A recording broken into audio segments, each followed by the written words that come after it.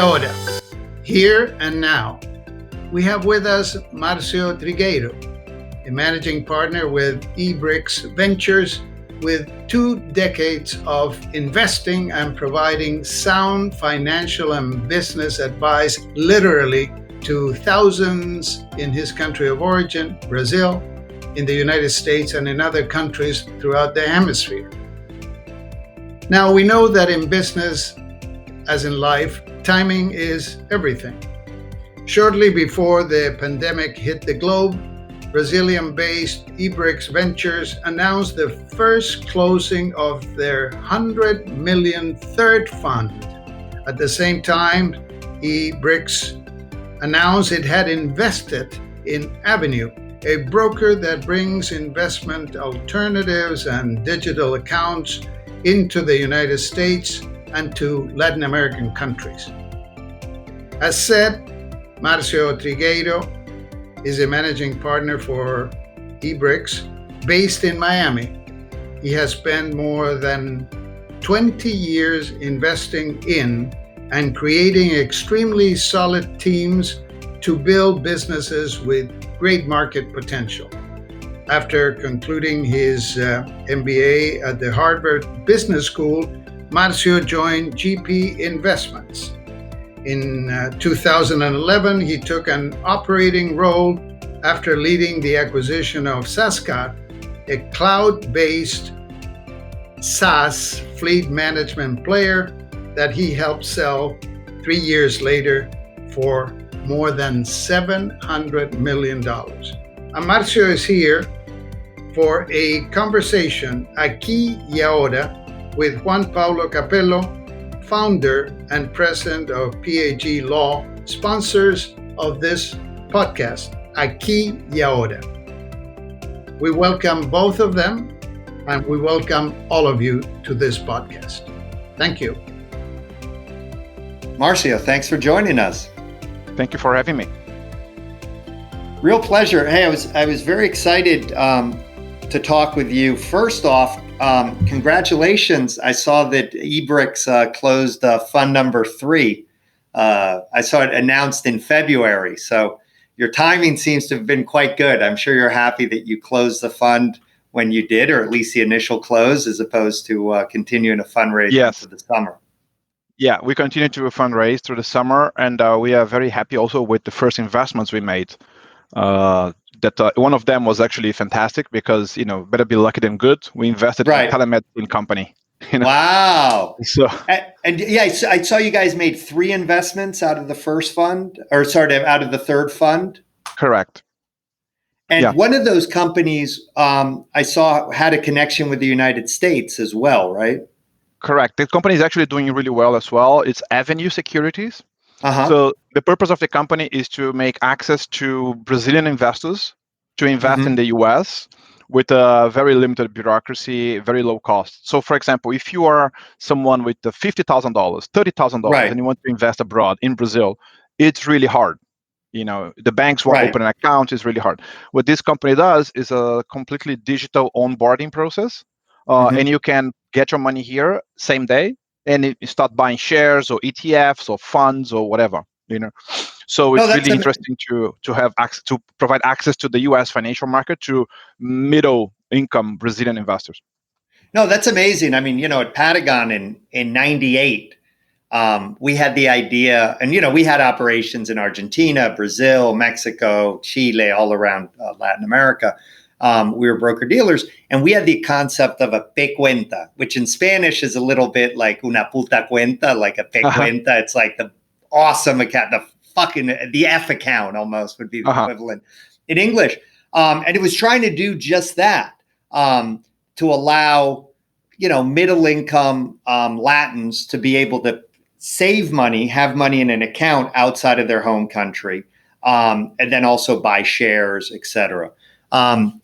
As is often the case, the pioneers take the arrows and the settlers take the land. And, we are definitely, even though we sold to Santander, from a regulatory perspective, we were probably, 10 or 15 or who knows, even 20 years too early. So it's amazing that, to think in 2020, people are still sort of, trying to do this and figuring out ways to allow investors from Latin America to access the U.S. capital markets.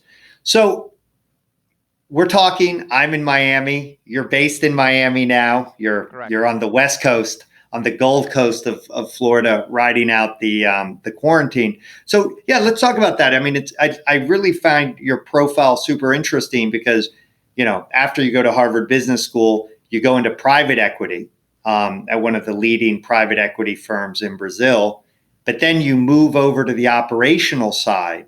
You run a business, I guess, for 3 years. You help engineer a big exit, $700 million. I don't know if that's considered big. When we sold Patagon for 700, it was a huge amount of money.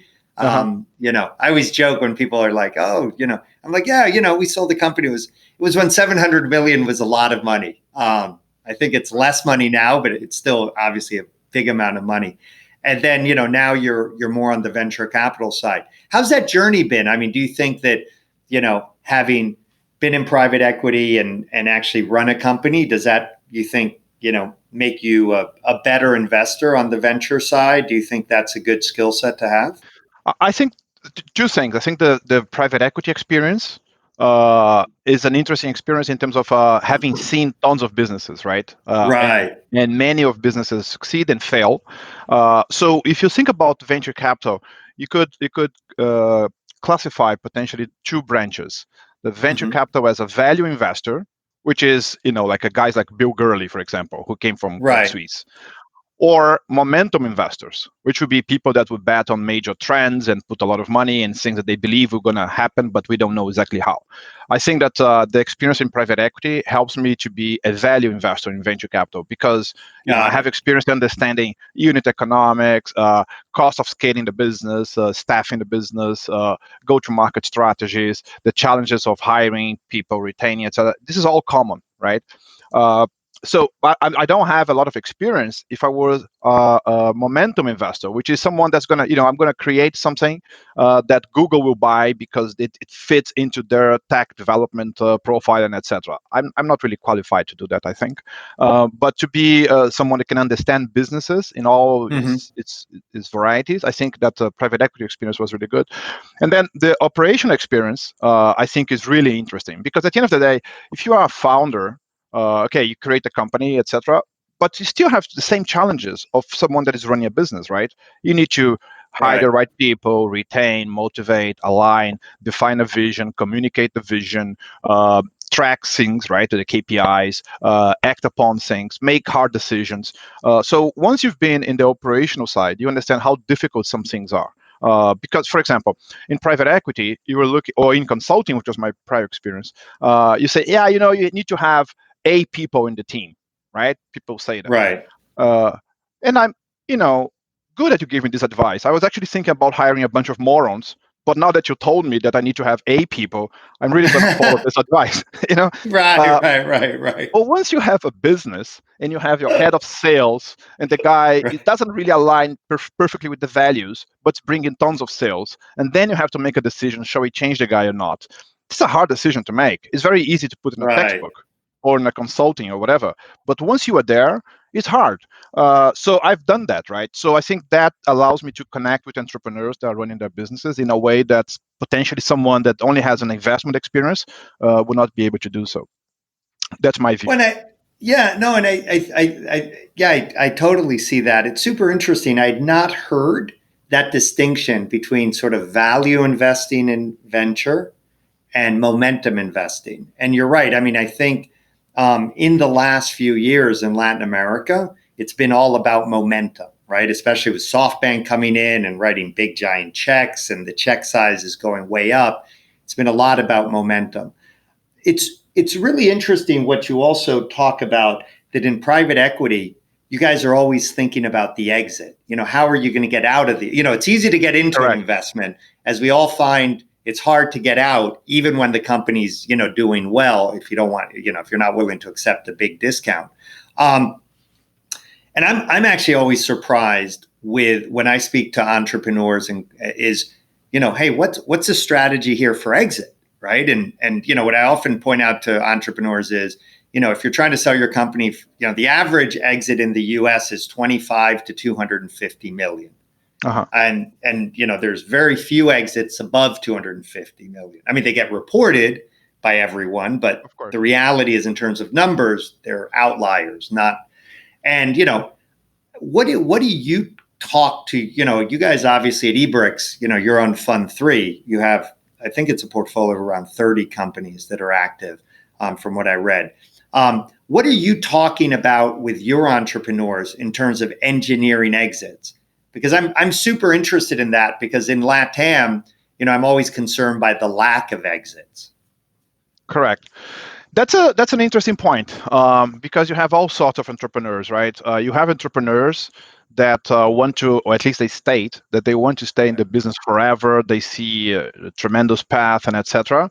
And I think that's a good. One sec. Sorry to interrupt, but let's tease that out. Doesn't that scare you as a fund? Because you're like, Jesus Christ, we have to give our money back to our LPs. We can't be on here for forever. Yeah, that scares me on that sense. Although I think that what's happening in LATAM, both private equity and venture capital are maturing so that you have more secondaries. So you start seeing other investors, like a SoftBank, for example, could come in a company that we've been for 5 or 6 years, and they could put the money for the next step in the journey and buy us out. Right. And not only SoftBank, other ones.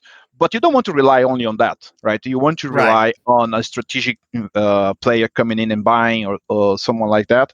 And that's a hard discussion to have. And you're right, LATAM, in terms of exits, it's not that promising yet.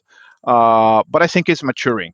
When you look into our portfolio, I think the average time for our investments right now is probably 2 to 3 years. Average. Oh, okay. Right? Yeah. So I think it's a conversation that we need to have, but probably we don't need to have it right now. We're still in the earlier stages of things. When I engineered the exit of the company I run, what I found was really useful was this. First couple of years, I basically stay focused on improving the company, getting the right people, the vision, the culture, blah, blah, blah. And then I went abroad to start seeing the peers. And out of that trip abroad and all the contacts I had, we start to be put on the map as a potential target. So I think that is something that entrepreneurs, with the help of the investors, should do, which is you need to understand who are your peers, because if you're at the creating something new, probably there is someone doing similar things abroad. But these people, if they are in the US, they are focused on the US market. They don't want to go to Brazil right now.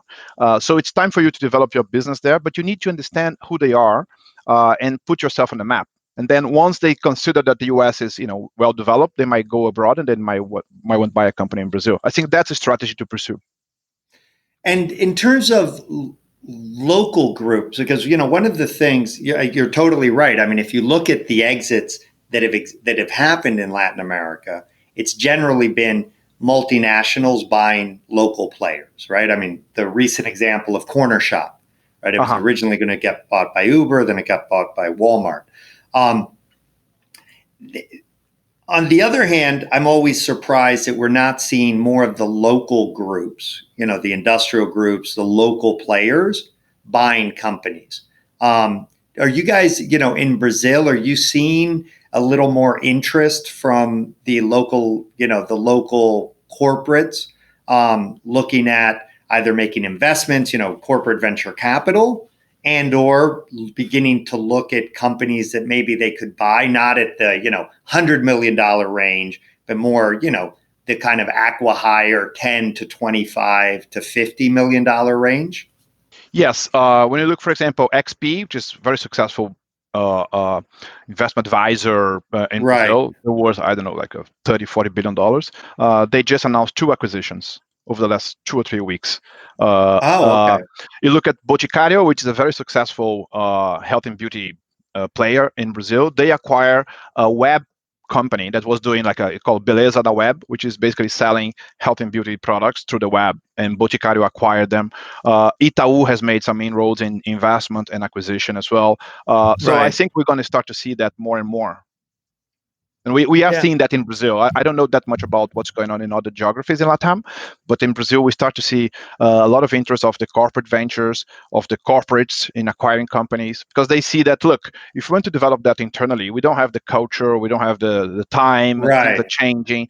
And Itaú is a bank that's probably worth, I don't know, $100 billion. For them to spend 50 million buying something that gives an edge for them, it's nothing, right? 100 million. So I think we've seen that, and we're going to see more and more, in my opinion. Yeah, no, that's what I need. And it's interesting because, when I think about the Tecno Latino in general, and obviously Brazil is the big prize and the big driver, and that's just something we have to accept for the non-Brazilians like me, that's the reality.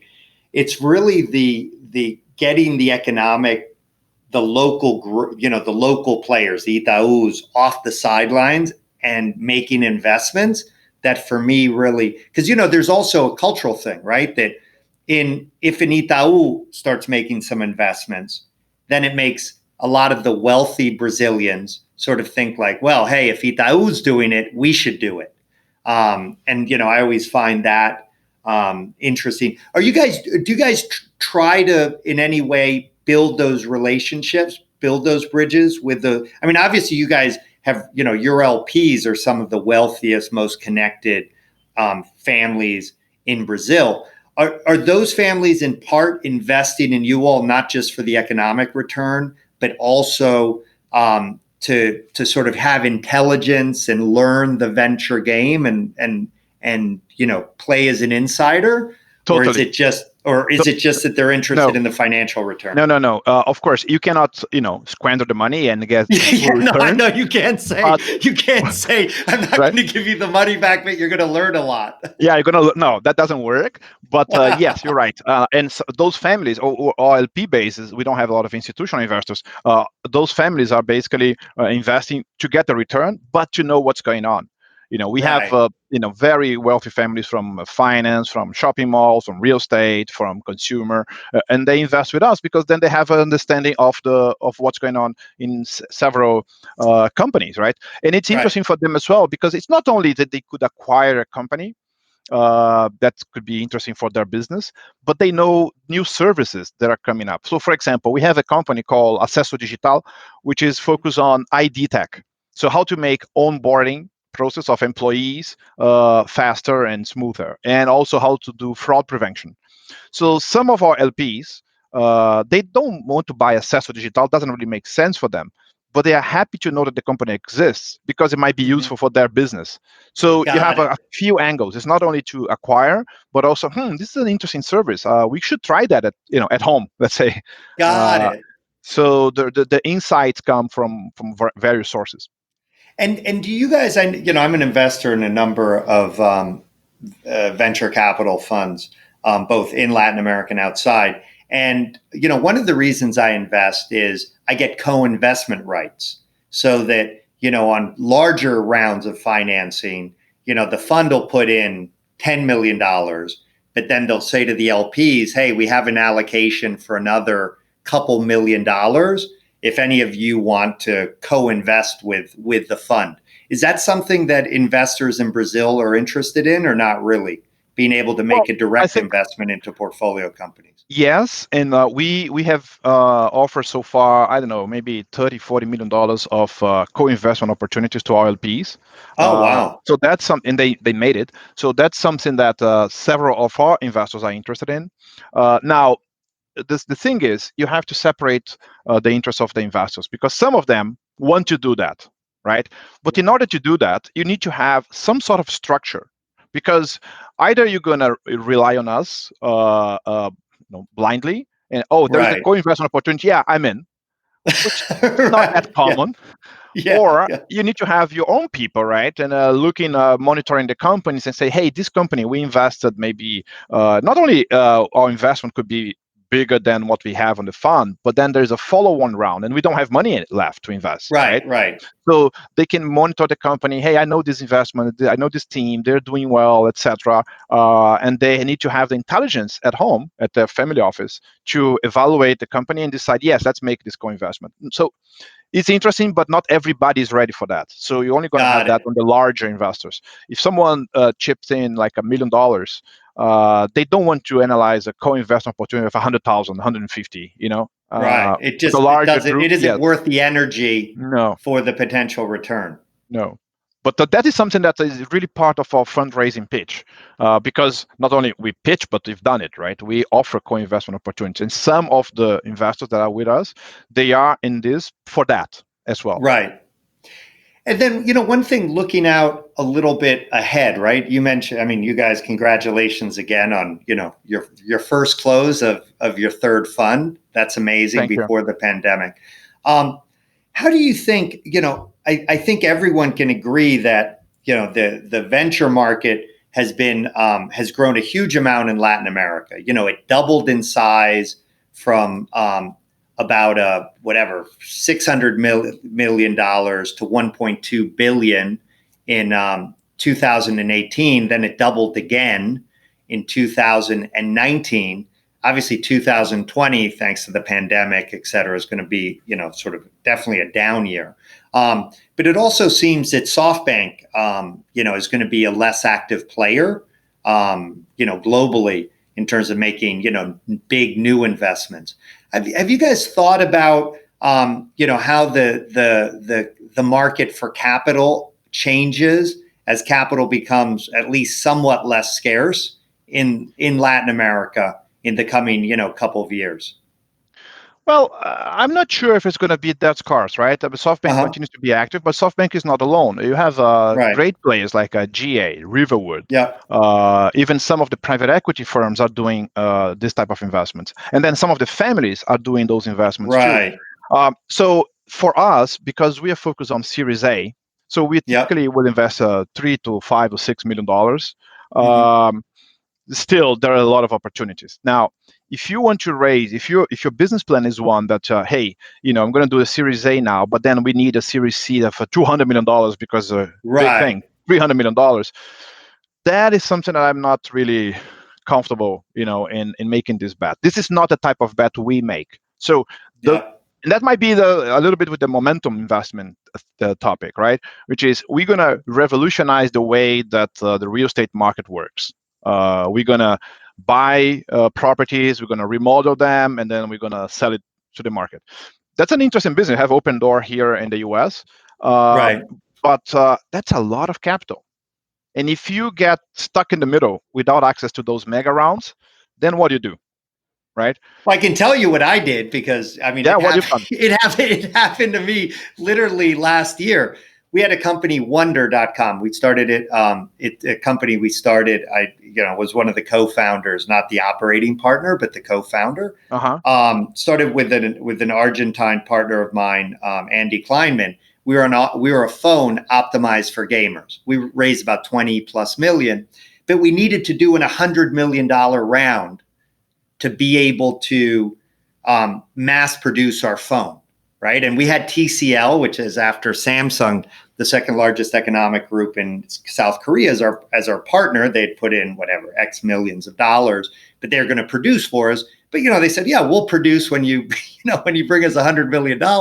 And we just, even though the market was good, you need a lot of things to go right to raise $100 million. We were lucky that in the United States, there's enough liquidity or, sale M&A opportunities that we got Atari, the video game company, to buy us, not for the price we wanted, but you know what? We closed the deal February 18th, and I'm happy we closed it before them. I think it would have been a lot harder to close it March 15th and February 15th. But you're right. What ends up happening with those projects is, they raise the initial capital and then they either raise the 100, 200 million, or they fail, or they get lucky like us and find somebody to buy them at a reasonable value. But it was a huge amount of pressure. I agree. I was regretting that we hadn't had a strategy, as you said, a little amount bit of money.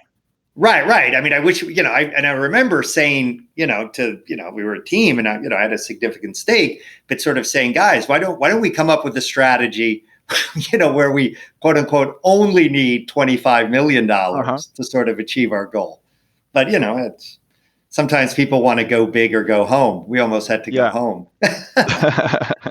Yeah, this is not the type of business that we favor. I'm not saying we are right. I'm just saying that's how we operate, business that we know that will reach a scale in which they will be profitable, but before that, they're going to need to raise hundreds of millions of dollars. This is not something that we are really willing to bet.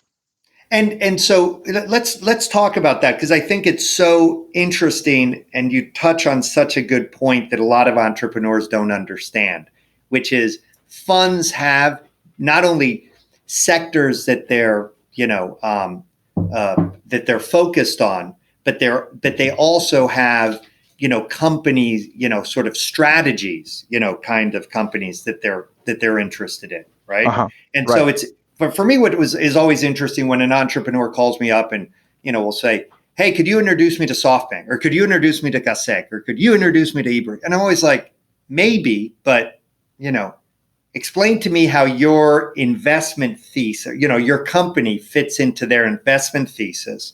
So let's talk about your guys' investment thesis. You said, your sweet spot is, leading Series A rounds, where you put in checks 3 to 5 million.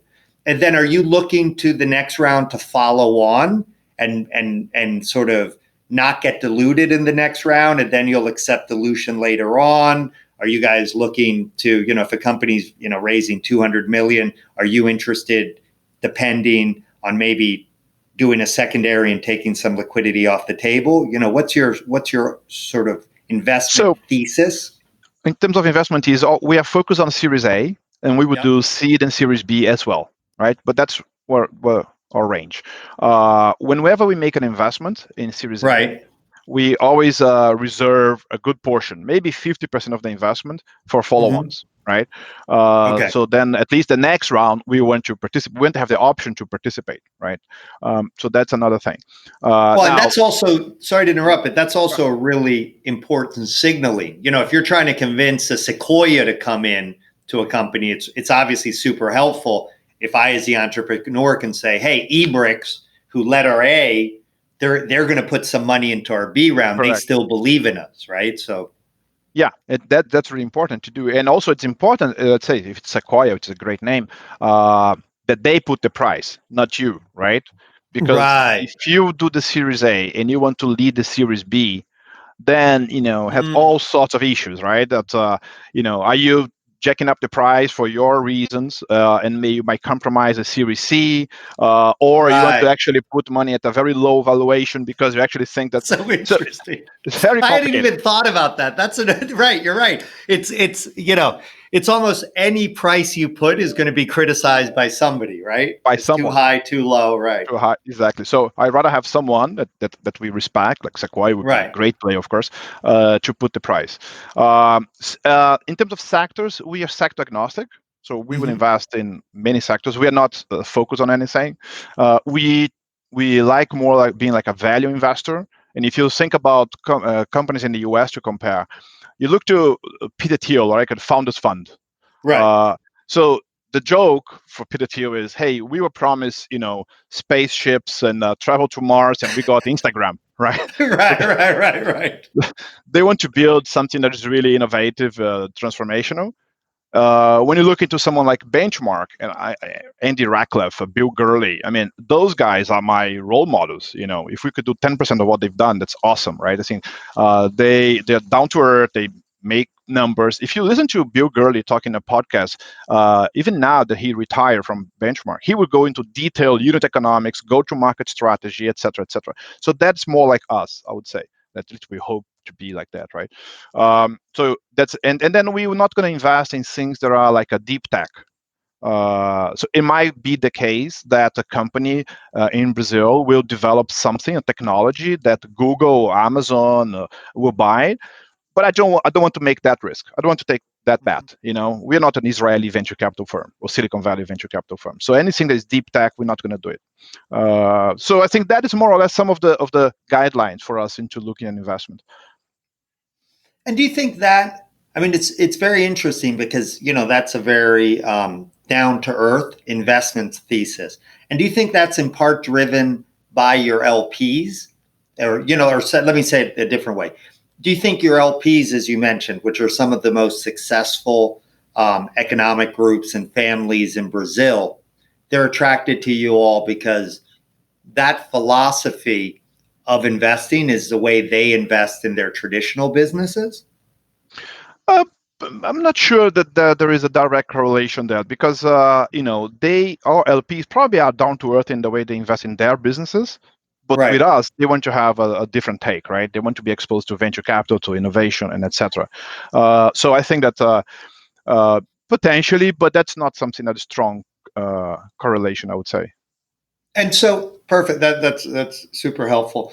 So let's change gears a little bit and talk about literally your personal journey. You moved to South Florida a year ago or so. Right.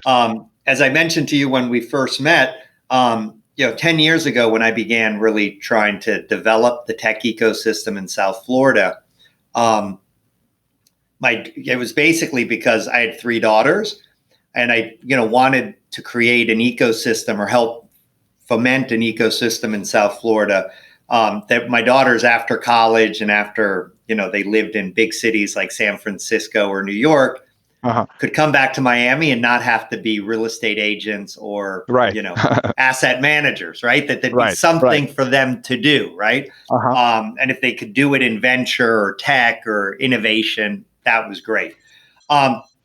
So for me, it's super exciting that people like you are calling South Florida home. Why don't you talk, why South Florida? Why not, there's somebody from Mobile who and I know who lived in Silicon Valley and then moved to South Florida. So, why don't you talk about, the decision that led you to move to South Florida and how have you found it? Well, my decision to move to South Florida, to Miami, was a personal one. I want to raise my kids in the U.S. I have 4 children. Right. And it was the right timing. We discussed that my oldest one is now going to turn 13, so he was 12. So perfect timing in terms of age to make this type of move. Right. And then Miami, I think Miami has a lot of things going for it. First of all, the weather, the fact that it's cosmopolitan. Of course, the tax of Florida, right? Not having state tax plays a big role. Right. It makes it when people say, "Well, why not Silicon Valley?" I'm like, I know Miami's at least 13% better than Silicon Valley because that's extra tax you're going to pay. There. And now, a lot of people don't realize that with the tax reform that Trump put through, you don't get to take a deduction for your state taxes from your federal taxes. So that difference, it used to be you could deduct your state taxes from your federal taxes. So the difference, if it wasn't really 13%, it was 9%. But actually now it's gone up. Yeah, it's gone up. And I think that, I think we talk about it. With this pandemic, I'm not sure the world will be transformed. I think the trends that were already there will get accelerated. Right. And one of the trends, I think, that if we could really make a lobby for it as a tech group in Miami, South Florida, we could potentially help is this. Do you want to live in New York really after what happened? Live in a 150 square foot apartment, make $1 million and have no savings, right? Or Silicon Valley, if you can work from home. I mean, if you can work from home, if you're a tech guy, you can work from home. Why not make your home here? Right. Because of all the reasons that we discussed. But I think that now this is possible. If you're going to work for Facebook and you're going to work from home indefinitely, why not attract these people to Florida, right? I think that's the opportunity that nobody could count on that, but I think it's very real. No, I'm going to give you an example I'm living through now, and it's almost a problem. I mean, as a dad, I'm thrilled, but I'm also, it isn't quite what I want. So my oldest daughter is 23. She graduated from college last year. She moved to Silicon Valley. She's, as you said, she's paying literally $3,000 a month to live in a 21 meter apartment, $3,000 a month. but she's working at this tech company. It's a cosmetics company. It's the job of her dreams. She's absolutely thrilled. Well, they've basically said they're moving to a model where you only come into the office for 1 or 2 days every 2 weeks. Uh-huh. So my daughter's seriously considering moving to Miami and just commuting every 2 weeks for 2 days. Correct. Yeah. Right. I mean, just what you're saying. But part of me is like, no, love, I want you to live in New York. I want you to get the big city experience till you're 26, 27, 28. And then when you want to, start a family, come back to Miami.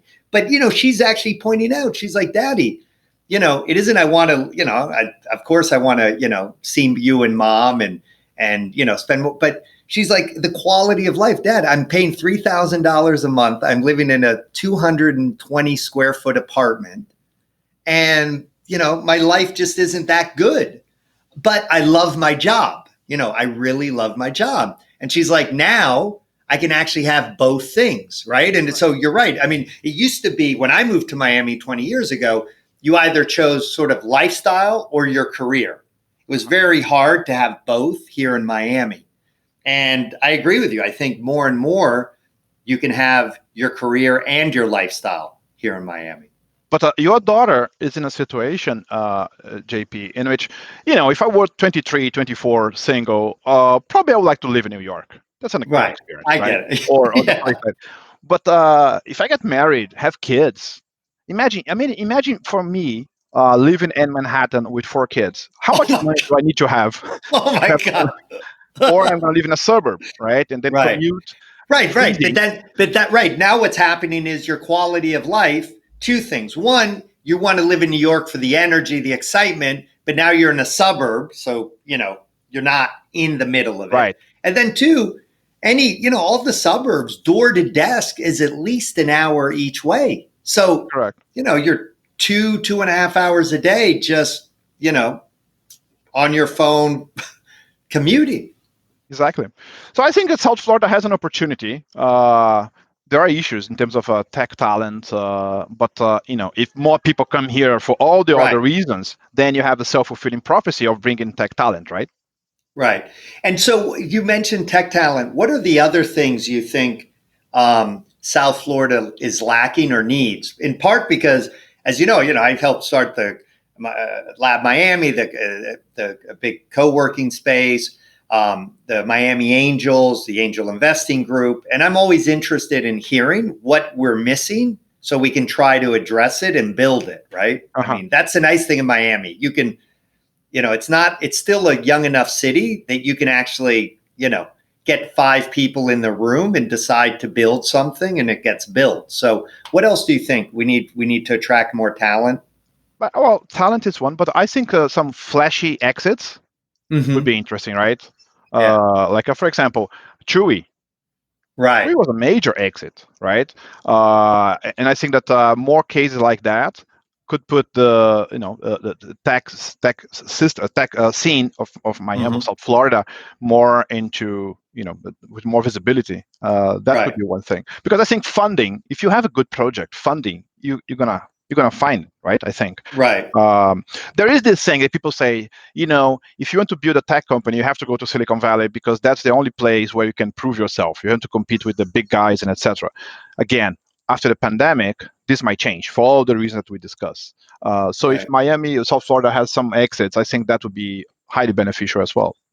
Yeah, no, that's a very good point. And then as you brought up, I mean, there are lots more funds in South Florida than there were 5 years ago. So, you have Amico Ventures, the Venture City, Rocker Labs.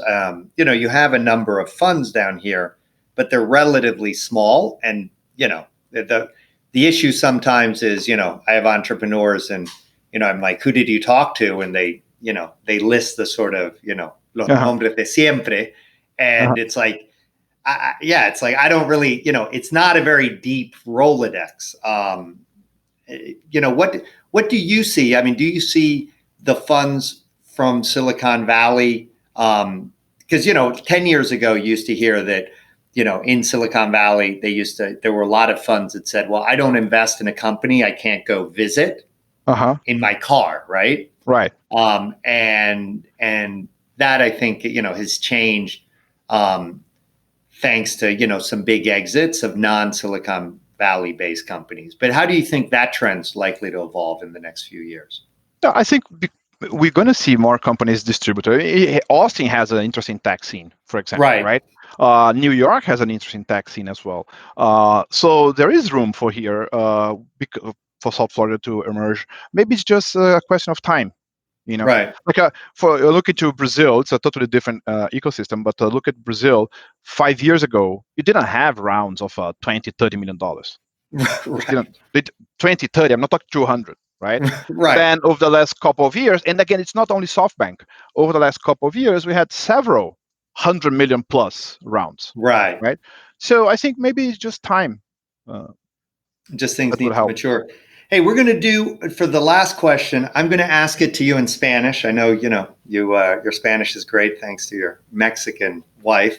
And I'd like you to answer it in Portuguese because we have a lot of, Brazilian listeners. So at least, so this will actually be Portuñol, literally me in Spanish and you in Portuguese. So last question, Márcio. ¿Qué mensaje le quieres pasar a los hinchas del tecno latino aquí y ahora para que mantengan el optimismo y la fortaleza en estos momentos difíciles? Eu acho que a gente nunca pode desperdiçar uma boa crise. Me encanta essa expressão. E agora a gente está vendo muitas oportunidades, de novo, pela aceleração das tendências que já vinham acontecendo.